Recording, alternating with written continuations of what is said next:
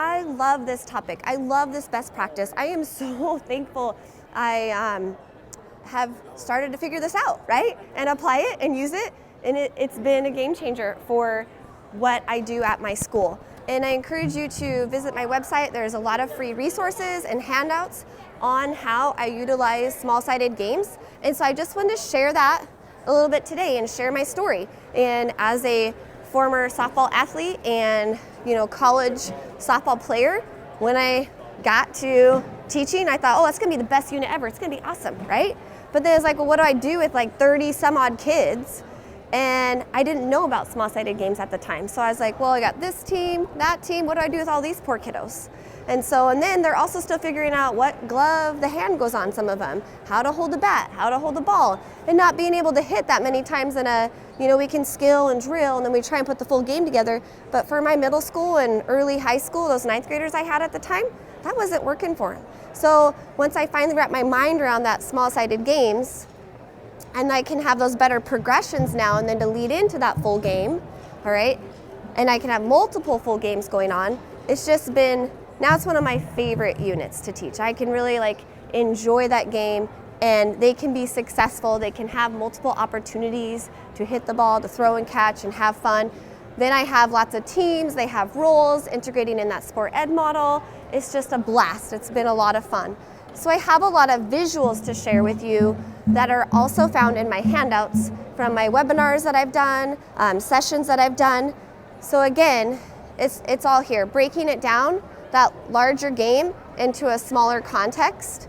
I love modifying the equipment and the space and the size to make the dynamics and the game challenges different for the students based upon what I'm working on or focusing on, or maybe I see this group, I wanted to work on this based upon what I see, and now I can mix in and work with this group, and I can challenge them. I can get in there and talk with them. I can get in there and help them move and find an open space. And then building those layers and positions from there, how to compete as a team, how to compete with character. This has really been helping me improve my questioning strategies because I have more time to get in there with the students and ask them questions and help them develop their strategies and tactics. So here's just a little picture of my students in action, just a warm up here at the color-coded equipment. But using it with everything that we do. When I do rugby, okay, it's small-sided. When we do lacrosse. So all these activities that we do, that concept of 4-on-4, 3-on-3.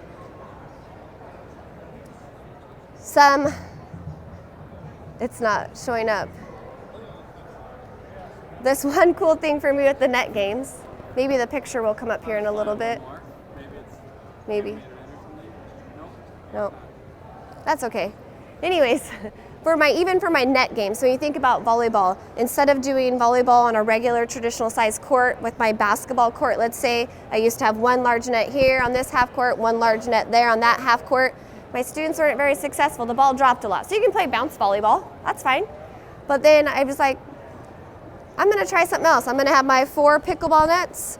Well, then we're gonna go badminton, now we're gonna go volleyball. And we're gonna use those same nets for all of our net games. And then we have these small courts, again, small-sided games. I can do 3-on-3, 4-on-4, even my 6th graders, 6-on-6, they're little bodies, right?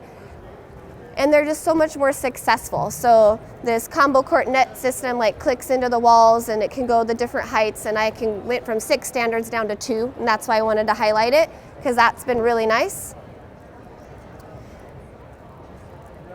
And I even have my kids in action here, playing and going.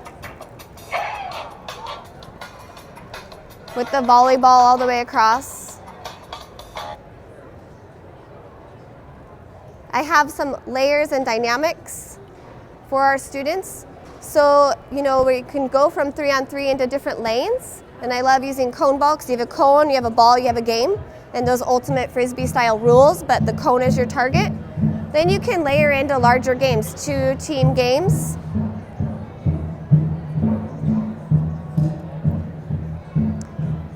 And I know there's always the question of large class sizes and what to do. So that always helps a lot too with those small-sided games. You can have strategy sessions off to the side using an iPad mini video analysis, and they're switching and then they're watching what they're doing. and seeing how they can do better the next time that they go in.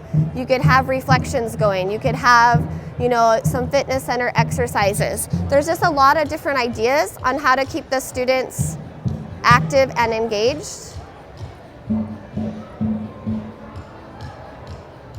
But the bottom line is, these are my key takeaways. The success rate improves. So the students are getting a lot more touches and participation in the game. So they're going to be able to try their throwing and their hitting a lot more than they would in a traditional larger game context. Everyone gets to participate.